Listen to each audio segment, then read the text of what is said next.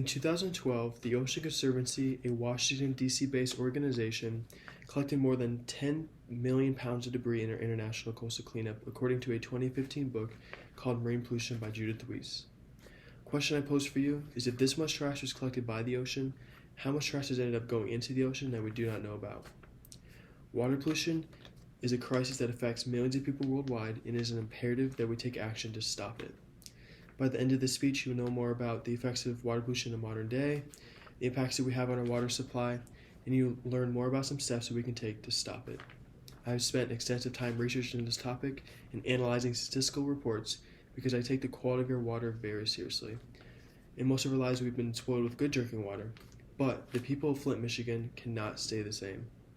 According to an article published by the CDC, in 2014, a simple change in water supply to the city caused water distribution pipes to corrode and leach lead and other contaminants into the drinking water.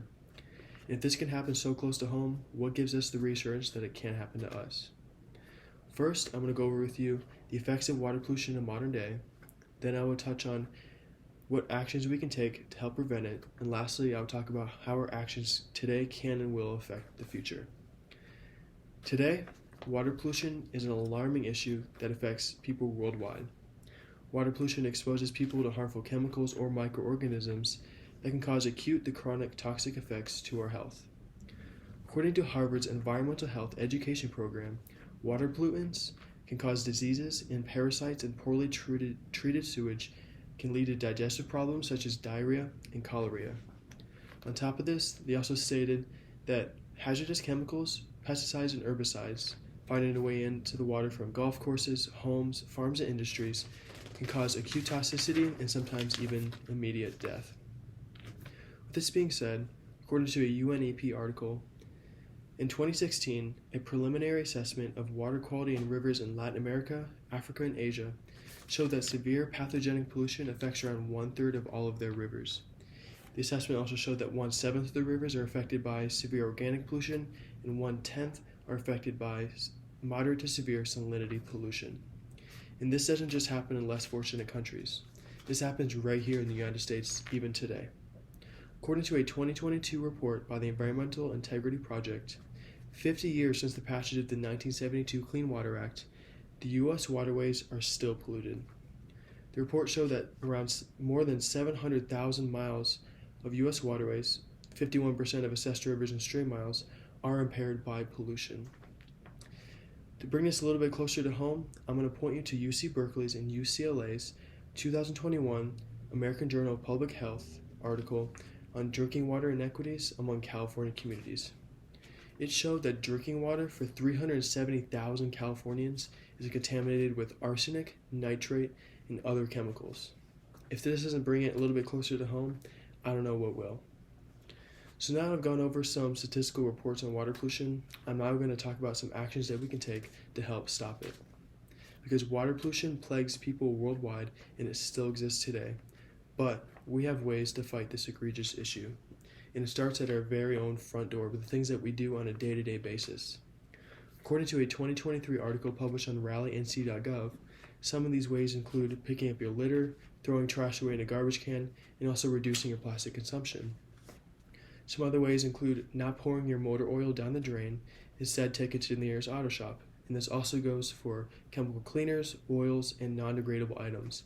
Keep these things from going down the drain, and when you wash your car, try to divert the flow into the grass or a gravel area instead. Another great way to do your part as well is to support an organization like WaterAid.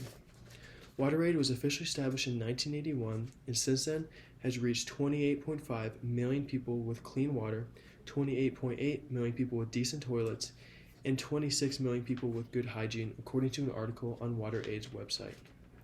By supporting an organization like this, you are helping make a difference in people's lives and bringing us a step closer to eradicating water pollution. You can learn more about WaterAid and donate to the cause at wateraid.org. That is just a few clicks away. Now that I've talked about a few ways that we can take action, I'm going to talk about how our actions can and will affect the future.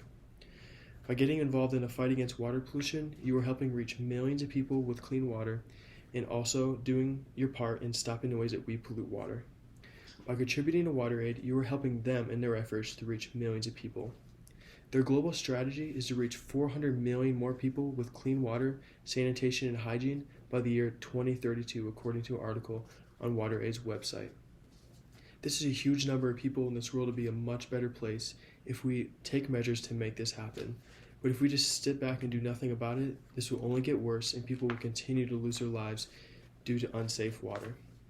According to a 2022 article published by the World Health Organization, it is estimated that around 829,000 people lose their lives a year based on preventable diseases like diarrhea as a result of unsafe drinking water, sanitation, and hand hygiene.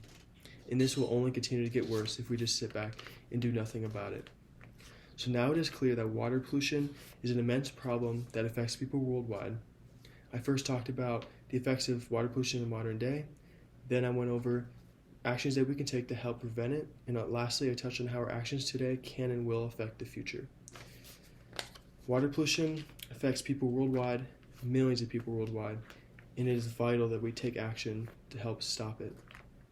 So I ask you, are you ready to jump in head first and make a difference in people's lives? Thank you.